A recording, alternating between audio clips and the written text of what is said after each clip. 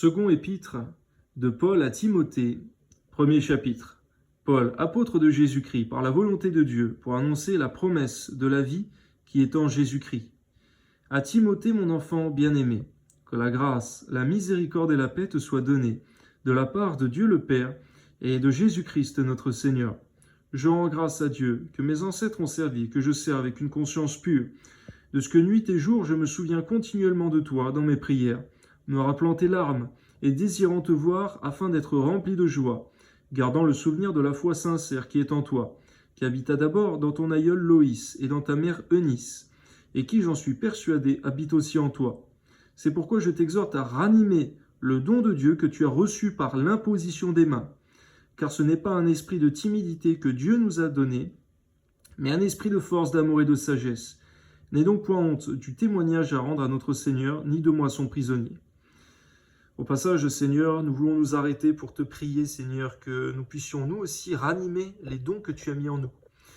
En ce qui concerne Timothée, soit que ce soit le don du parler en langue pour l'édification personnelle, soit que ce soit la prophétie pour l'édification de l'Église, du peuple de Dieu, eh bien je te prie, Seigneur, que tous les dons que tu nous as donnés, qu'on aurait pu éteindre, qu'on aurait pu mettre de côté, je voudrais parler particulièrement, Seigneur, du parler en langue pour l'édification du croyant qui est né de nouveau, qui a été baptisé du Saint-Esprit.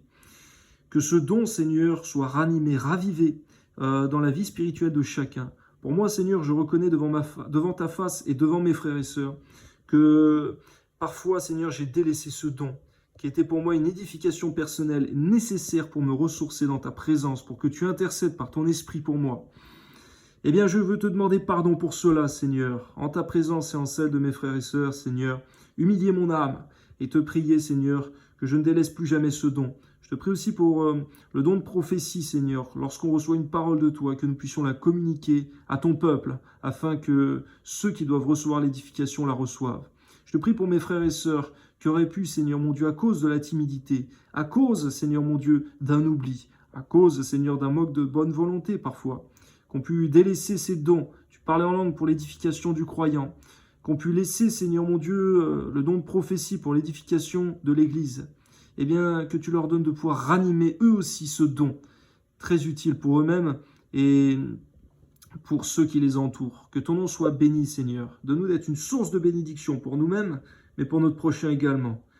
Car tu veux qu'il n'y ait aucun indigent dans ton peuple, que personne ne manque de rien, spirituellement également. Toi soit la gloire, Seigneur, au nom de Jésus. Amen. N'aie donc point du témoignage à rendre à notre Seigneur, ni de moi son prisonnier, mais souffre avec moi pour l'Évangile, par la puissance de Dieu qui nous a sauvés et nous a appelés par une vocation sainte, non à cause de nos œuvres, mais selon son propre dessein, et selon la grâce qui nous a été donnée en Jésus-Christ, avant les temps éternels, et qui a été manifesté maintenant par l'apparition de notre Sauveur Jésus-Christ, qui a détruit la mort et a mis en évidence la vie et l'immortalité par l'Évangile.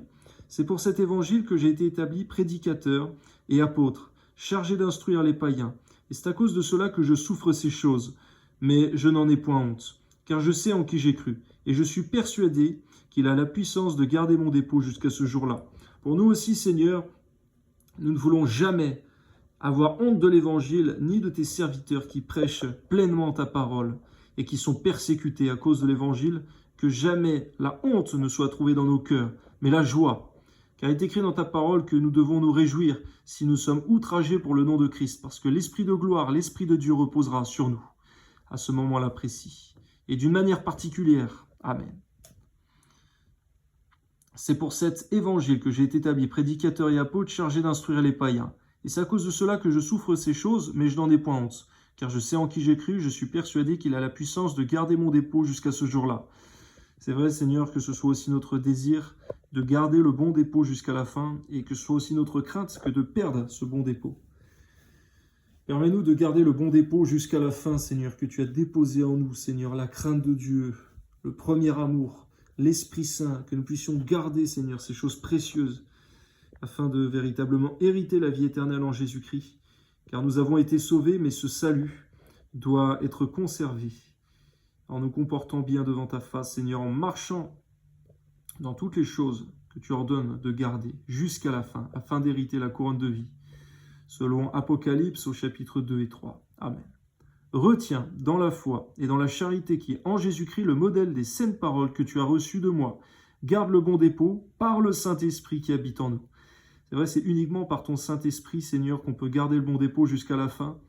Porter tous les fruits de l'Esprit, alors donne-nous de veiller à ce bon dépôt, à cette huile précieuse que nous gardons par ton Esprit, comme des vierges sages.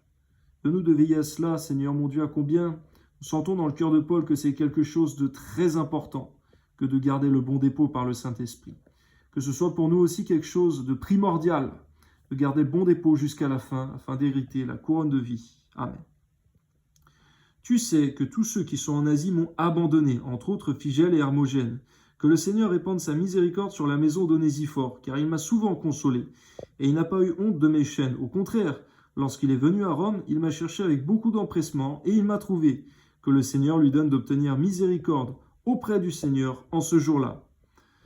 Tu sais mieux que personne combien de services il m'a rendu à Éphèse.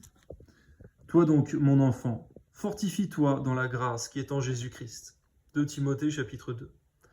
Et ce que tu as entendu de moi en présence de beaucoup de témoins, confie-le à des hommes fidèles qui soient capables de l'enseigner aussi à d'autres. C'est vrai, Seigneur mon Dieu, la transmission, le fait de faire des disciples, des témoins, des ouvriers selon toi, eh bien, ça ne se fait pas n'importe comment, ça doit passer par la confiance, par le fait d'avoir éprouvé ces personnes-là et de les avoir trouvées fidèles. Toi-même, tu nous éprouves, Seigneur, afin de voir si nous sommes trouvés fidèles devant toi, à tes yeux. Eh bien, nous-mêmes, lorsque nous confions des tâches importantes à des disciples que tu nous demandes de former, eh bien, donne-nous d'abord de les éprouver. Car les disciples même que nous pouvons former peuvent être amenés à devenir des loups cruels, des faux pasteurs, des faux docteurs, des faux prophètes, des faux apôtres et autres, et de faire beaucoup de dégâts dans ton peuple. Donne-nous de faire notre part, de les éprouver. S'ils commettent ensuite le péché, s'ils égarent ton peuple, nous devrons les reprendre. Mais s'ils continuent de le faire après notre mort, eh bien, si nous avons fait notre part, ce ne sera pas de notre faute. Nous devons faire des disciples. Que ton nom soit béni, Seigneur, de nous de respecter l'ordre de ces choses. Car véritablement et malheureusement, il y a eu des rois dans l'Ancien Testament, dans les rois d'Israël et de Juda, qui ont donné la charge de la royauté à leurs enfants, mais qui ont fait beaucoup de dégâts et amené la malédiction sur ton peuple et la destruction et l'idolâtrie. Je te prie donc, Seigneur, de nous donner le témoin à des personnes fidèles et fiables. Amen. Et dignes de confiance. Souffre avec moi comme un bon soldat de Jésus-Christ. Il n'est pas de soldat qui s'embarrasse des affaires de la vie, s'il veut plaire à celui qui l'a enrôlé. Et l'athlète n'est pas couronné s'il n'a pas combattu suivant les règles. Il faut que le laboureur travaille avant de recueillir les fruits. Comprends ce que je dis. Car le Seigneur te donnera de l'intelligence en toutes choses. Souviens-toi de Jésus-Christ, issu de la postérité de David, ressuscité des morts, selon mon évangile, pour lequel je souffre, jusqu'à être lié comme un malfaiteur. Mais la parole de Dieu n'est pas liée. C'est pourquoi je supporte tout, à cause des élus, afin qu'eux aussi obtiennent le salut qui est en Jésus-Christ, avec la gloire éternelle. On s'arrête au passage pour comprendre, Seigneur, et c'est vrai, que ceux qui sont prisonniers à cause de l'évangile, comme Paul, comme Jean, eh bien il en sortira quelque chose de plus grand, de plus glorieux pour ta gloire, un témoignage puissant, une œuvre puissante, parce que l'évangile, tu démontreras par cela qu'il ne sera pas lié. Si un homme pieux est emprisonné, son témoignage sera plus puissant encore que s'il n'avait pas été emprisonné. C'est ce qui s'est passé pour tous tes serviteurs qui ont été emprisonnés à cause de ta parole. Tu ne permets jamais une calamité, une persécution, un outrage fait à tes serviteurs sans que ta gloire éclate davantage. Que ton nom soit béni, Seigneur. Soit que nous soyons libres, soit prisonniers en Jésus-Christ. Et bien que ta gloire resplendisse toujours plus par notre vie. Amen. Cette parole est certaine. Si nous sommes morts avec lui, nous vivrons aussi avec lui. Si nous persévérons, nous régnerons aussi